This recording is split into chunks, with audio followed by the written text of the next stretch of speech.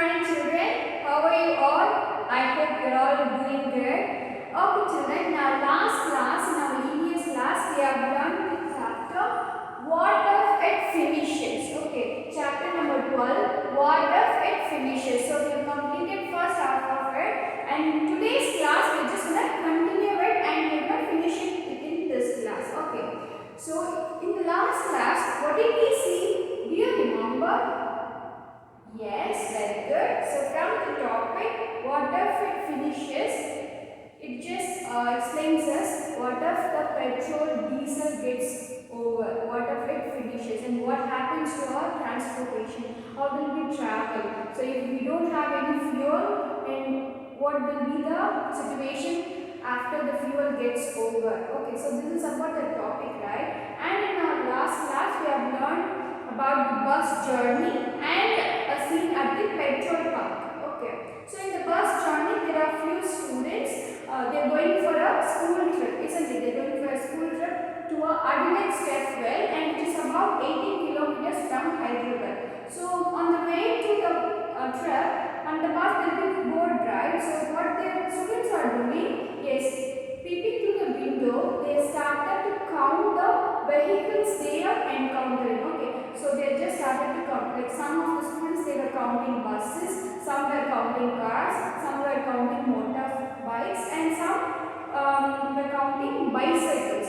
So the person, a boy called Abraham, he was counting the cycle, right? So he got really bored because he could not find many bicycles on the highway. Okay, and then what happened? Suddenly the driver puts a brake because it was traffic. They were into the traffic, and all sides, the buses and the vehicles, they were all lined up, and they could hear a lot of noise, honk, honk, honk, the horn sound and all. They could hear a lot of noise, and this students, they are seeing a little boy who is coughing because of the pollution. Okay, there was a boy who is sitting in the rickshaw and is coughing due to the pollutions and the smoke released by the bikes and other buses, So the smoke which is released by the vehicles, due to that he is coughing so much.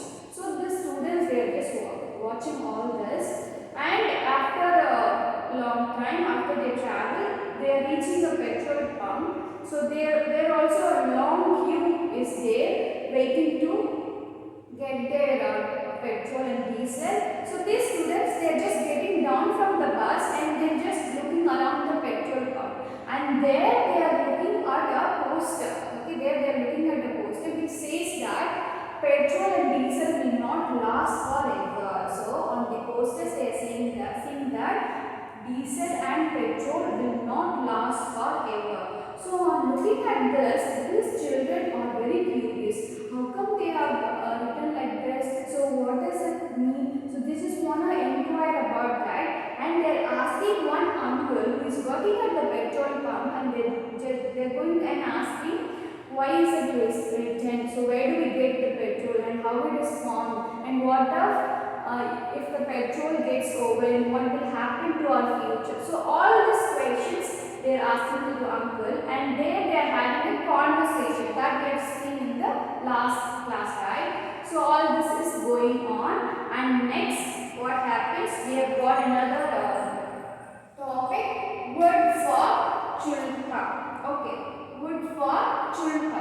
Okay, what do you mean by chulha? It's actually a Hindi word. Chulha means it's like a stove. Okay, chulha is a stove.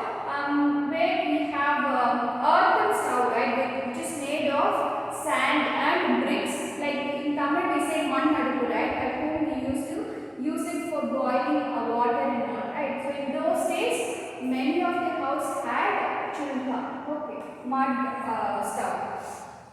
So yes, we will read it. Durga lives in a village in Haryana.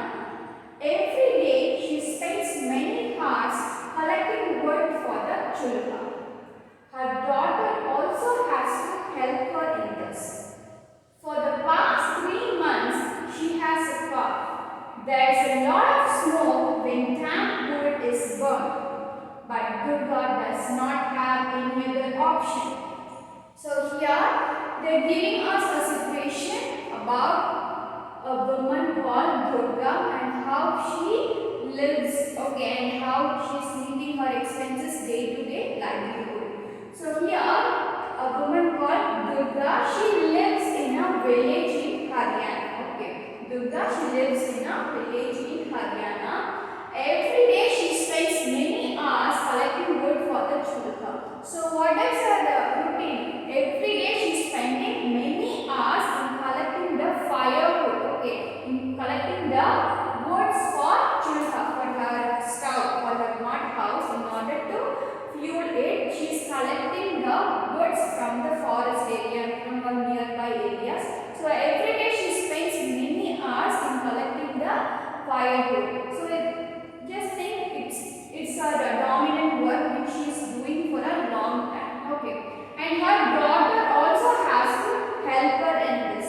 So she's not the only person who is doing it. Her daughter in the family should also help her in collecting it because it's so difficult, right? So she has to help. Okay, so her daughter has to help her in collecting this also.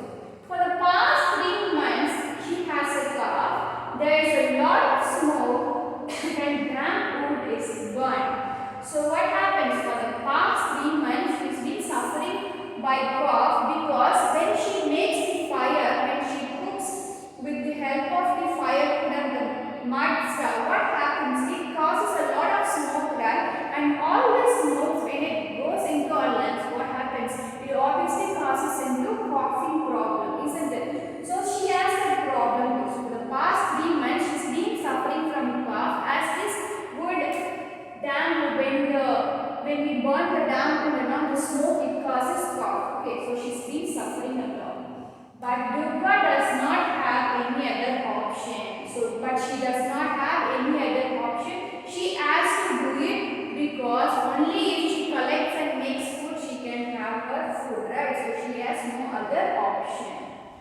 Let's see what happens then. When there is not enough money to buy food, where will there be money to buy wood?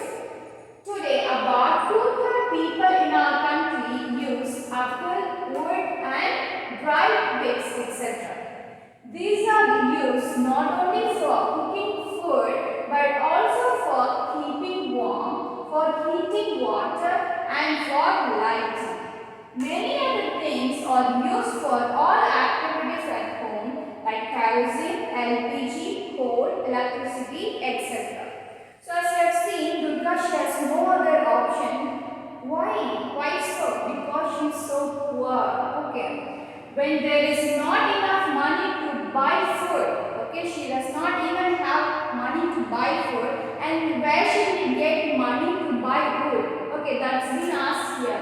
When there is not enough money to buy food, where will there be money to buy wood? So how can she buy wood? If she does not even have money to buy food, then how will she need it for her wood? How she have money to buy wood? It's not possible, right? Poor people, they need to adjust, they need to do whatever they get. So if they don't have money, they have to collect the wood from the forest or somewhere nearby areas, and they have to burn it and make some or the other food to meet up their daily life. Okay. So if you take today's scenario, today about 2/3 people in our country use apple, wood and dried twigs, etc. So if you see 2/3 of the people in our country, they use the fuel. Okay, they collect wood from the forest area. They take the branches, small wood, and then the dried twigs, all the small branches, they collected even some leaves they could use. So all this being used as a fuel to their mud stove. Okay, so only through that they are making their livelihood. So these are used not only for cooking food but also for keeping warm.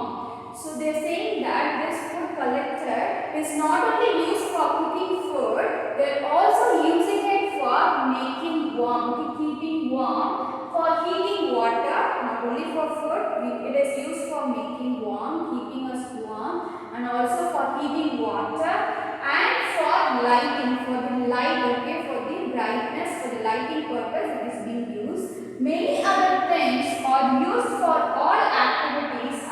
important. So if you just see, we use a lot more of things for our daily activities at home. We don't usually use fuel nowadays, but we use a lot more of other things like kerosene. So if we use it for kerosene stove, it is actually we use for kerosene, right? For kerosene stove, we use kerosene and LPG gas.